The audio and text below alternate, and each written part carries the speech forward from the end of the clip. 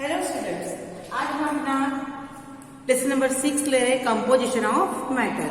Last topic है, इसमें हमको पढ़ना है लेट अस अंडरस्टैंड कंपाउंड। मैं बुक में से आपको पढ़ के बता रही हूँ, आप सुन लीजिए या आप अपनी बुक में देख लीजिए।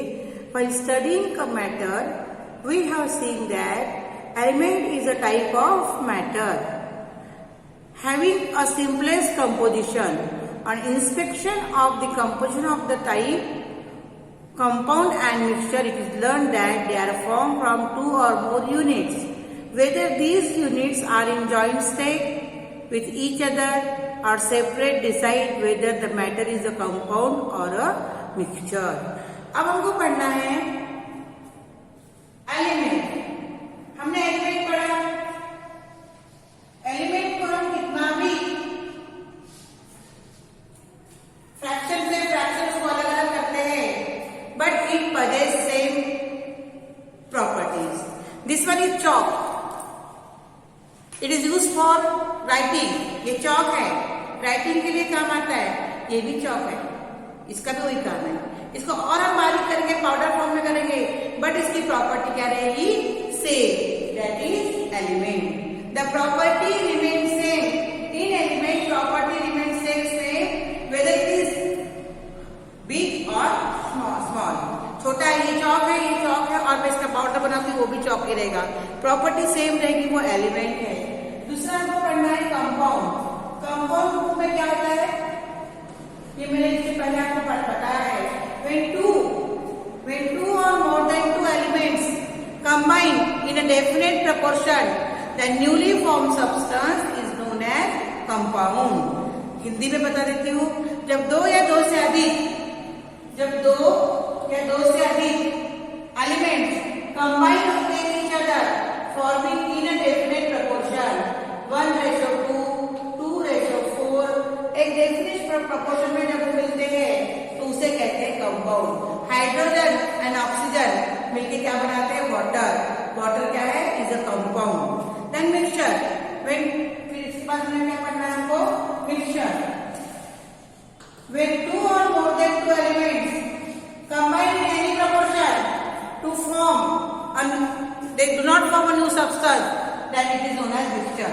कंपाउंड में नया सब्सटेंस बनता है। देखो, ये कंपाउंड है। कंपाउंड में hydrogen and oxygen combine to form water. ठीक है, यहाँ हाइड्रोजन गैस है, यहाँ ऑक्सीजन गैस है। इनसे बड़ा पानी क्लोज स्टेट में है, लिक्विड। यहाँ हाइड्रोजन आग लगाता है, जलता है, और ऑक्सीजन आग बुझाता है।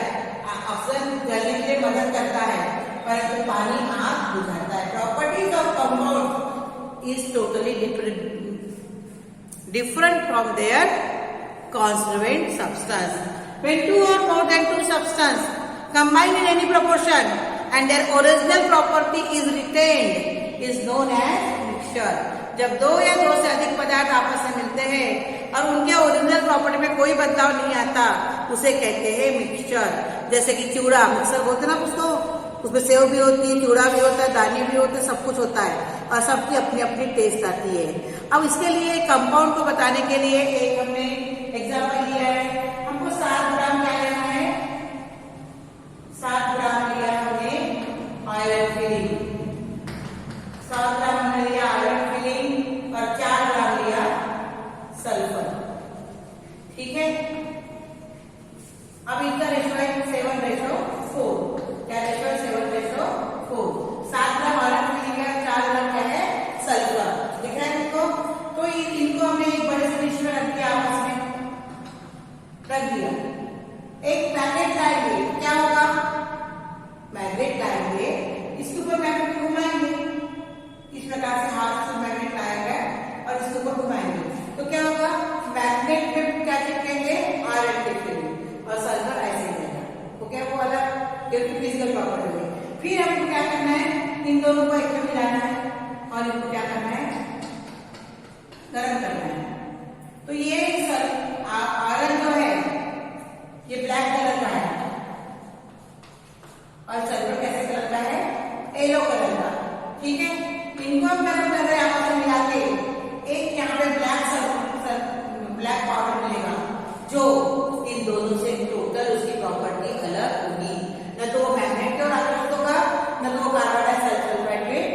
डिसॉल्व होगा, ये है कंपाउंड। अब कंपाउंड क्या है समझ में आ गया? When two or more than two elements combine to form in a definite proportion, when two or more than two elements combine in a definite proportion to form a new substance is known as compound.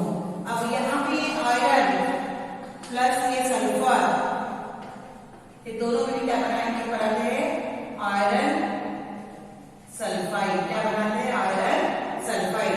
ये iron है attract towards magnet, attract towards magnet. Sulphur है dissolving in sulphur carbon disulphide, carbon disulphide. पर इसमें ये दोनों properties नहीं होती, ये बन गया कंपाउंड। जब दो या दो से अधिक पदार्थ एक निश्चित मात्रात्मक अनुपात में आपस में मिलते हैं और एक नए पदार्थ का निर्माण करते हैं, उसको कहते हैं कंपाउंड। ठीक है, आपको ये समझ में आ गया? तुम्हारे पेज नंबर 44 में पूरा एग्जाम्पल के साथ वो दिया हुआ है आयरन, फ्लोरीन, सल्फर, इसके बारे में। अब इसके बाद मैं पढ़ूंगी molecular formula and valency. Molecular formula and valency. What is meant by molecular formula and what is meant by valency? क्या पढ़ना है आपने को? Molecular formula and valency। ठीक है, पढ़ के बताती हूँ पहले। There is a definite proportion of constituent element in a compound. Certain number of atoms of the constituent elements are joined to each other in a molecule of a compound. Molecular formula indicates that number of atoms of each of the compound constituent element present in one molecule of a compound. A molecular formula includes the information regarding the symbol of all constituent element and their respective number of subscripts. We have seen that relationship between a molecular formula and a number of atoms of various elements in molecule. The ability of joining to another atom with a chemical bond is a chemical property of each other. The ability of indicate by number and this number is called valency. The property of combining is known as valency. An atom forms on many chemical bonds with other atom as its valency. Generally, valency of an element remains constant in various compound. अब क्या होता है? valency क्या होता है और molecular formula of and valency क्या होती है? कि हमने जब देखा है कि कंपाउंड में डेफिनेट प्रपोर्शन होता है, जैसे कि वाटर इज कंपाउंड। अब मॉलिक्यूल यहाँ वाटर कंपाउंड है, यहाँ इसकी वैलेंसी कितनी है? हाइड्रोजन की 1 और ऑक्सीजन कितनी है? 6। ऑक्सीजन कितनी? 2 और 4 4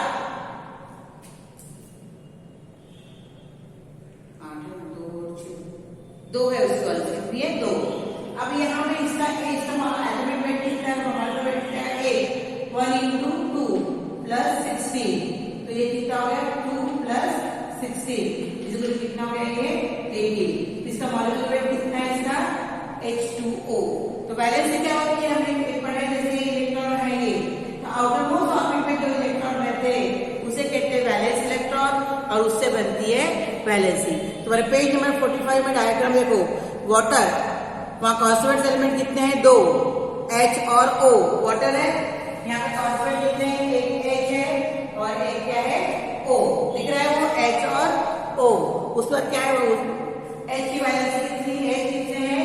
2 में और A कितना है? 1। दिख रहा है वो 1, तो उसकी वैलेंसी कितनी? नंबर ऑफ एटम कितने हैं? वो 1 है और वो 2 है।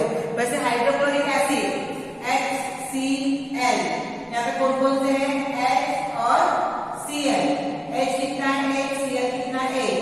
अब 1 की इसकी वैलेंसी कितनी? 1 और इसका कितना वेट आएगा? 35.5। इसका मॉलिक्यूलर वेट कितना आएगा? 36.6। उसके बाद तीसरा है तुम्हारे पास मीथेन CH4 CH4 यहाँ पे 4 है C और H। C कितना है 1 और H कितना है 4। दिख रहा है वो कितने मॉलिक्यूल्स वहां पे आते हैं। फिर आएगा मैग्नीशियम क्लोराइड। मैग्नीशियम क्लोराइड क्या है MgCl2। यहाँ पे Mg कितना है 1 और यहाँ पे क्या क्या है Mg और Cl। Mg कितना है 1 और Cl कितने हैं 2। समझ में आ गया। इस आधार पर अपने को इसको बनाना है। टेबल तुम्हारे पास लिखा हुआ है उसको कंप्लीट करना। और यहाँ अपना ये लेसन जो है टोटल कंप्लीट हो रहा है। ठीक है, अपना लेसन यहाँ पे कंप्लीट हो गया है। तुम अब इसके क्वेश्चन आंसर बना लेना लेसन नंबर 6 के। ठीक है बेटा, थैंक यू।